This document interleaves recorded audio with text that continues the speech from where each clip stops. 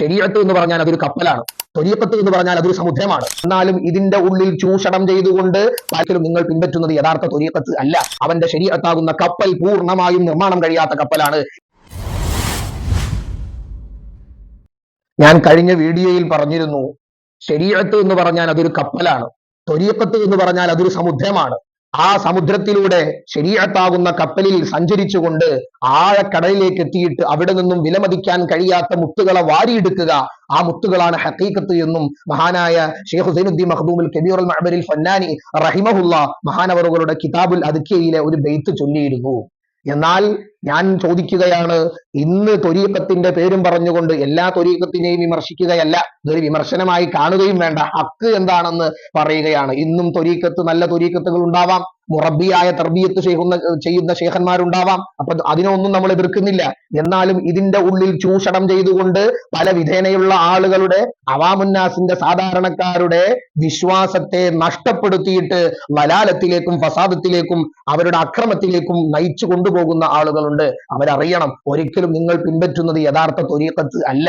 കാരണം ഈ ശരീഅത്തിനെയും ത്വരീഖത്തിനെയും ഹഖീഖത്തിനെയും ഉപമിച്ചുകൊണ്ട് മഹാനായ വലിയ മഖ്ദൂം തങ്ങൾ പറയുന്നത് കാണാം, ശരീഅത്ത് എന്ന് പറഞ്ഞാൽ അതൊരു കപ്പൽ പോലെയാണ്.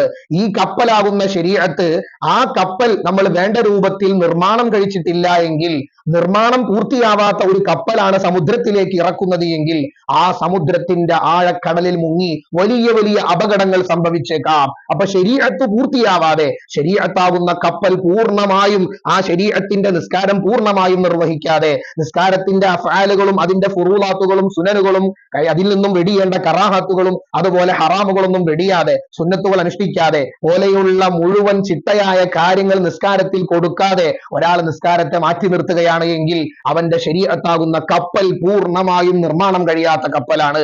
ഈ കപ്പലിനെയാണ് ത്വരീഖത്താകുന്ന സമുദ്രത്തിലേക്ക് അവൻ ഇറക്കി വിടുന്നത് എങ്കിൽ അവൻ വലിയ അപകടത്തിൽപ്പെടാൻ സാധ്യതയുണ്ട്.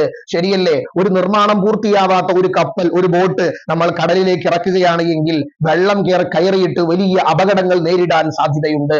അതുപോലെ തന്നെയാണ് ശരീഅത്ത് പൂർത്തിയാവാതെ, ശരീഅത്ത് കാമിലാവാതെ അവൻ ത്വരീഖത്താകുന്ന ബഹറിലേക്ക്, സമുദ്രത്തിലേക്ക് ഇറങ്ങിക്കഴിഞ്ഞാൽ വലിയ അപകടകരമായ കാര്യങ്ങൾ അവൻ നേരിടേണ്ടി വരുന്നു.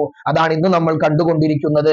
ചില ആളുകൾ ത്വരീഖത്തിന്റെ ആളുകളാണ് എന്ന് പറഞ്ഞ് മഹാന്മാരായ പണ്ഡിതന്മാരെ കുറ്റം പറയുകയാണ്. കുറ്റം പറയുക എന്ന് പറഞ്ഞത് ത്വരീഖത്തിൽ ചേർന്ന അല്ലെങ്കിൽ ആത്മീയ വഴിയിലേക്ക് തസ്കിയത്തുൻ നുഫൂസ്, ഇതാണ് ഈ ത്വരീഖത്തിന്റെ ഏറ്റവും വലിയ അനന്തര ഫലം അഥവാ ആത്മസംസ്കരണം.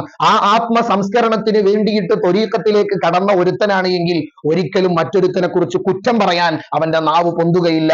അള്ളാഹു നമ്മളെ കാത്തുരക്ഷിക്കുമാറാകട്ടെ. അതുകൊണ്ട് ത്വരീഖത്ത് എന്ന് പറഞ്ഞാൽ അത് ആർക്കും എങ്ങനെയും ഏത് രൂപത്തിലും കയറി പറ്റാൻ പറ്റിയ ഒരു കാര്യം അല്ല. വളരെ ത്യാഗം സഹിച്ചുകൊണ്ട് ചെയ്യേണ്ട ഒരു കാര്യം തന്നെയാണ് ത്വരീഖത്ത്. അതിൽ കയറുന്ന സമയത്തിൽ നമ്മൾ ശ്രദ്ധിക്കണം. ഏതെല്ലാം ത്വരീഖത്തുകൾ, പല വിധേനയുള്ള ത്വരീഖത്തുകൾ ഉള്ളത് കൊണ്ട് ഹക്ക് ഏത് ബാത്തില് ഏത് എന്ന് തിരിച്ചറിയാൻ പറ്റാത്ത കോലമായി മാറി. ത്വരീഖത്തിന്റെ 3 ഘട്ടങ്ങളെ മഹാന്മാരായ പണ്ഡിതന്മാര് പരിചയപ്പെടുത്തുന്നുണ്ട്. അസ്സൈറു ബില്ലാ, അസ്സൈറു ഇലല്ലാ, അസ്സൈറു ഫില്ലാ. ഇൻഷാ അല്ലാഹ് ചർച്ചകൾ തുടരും.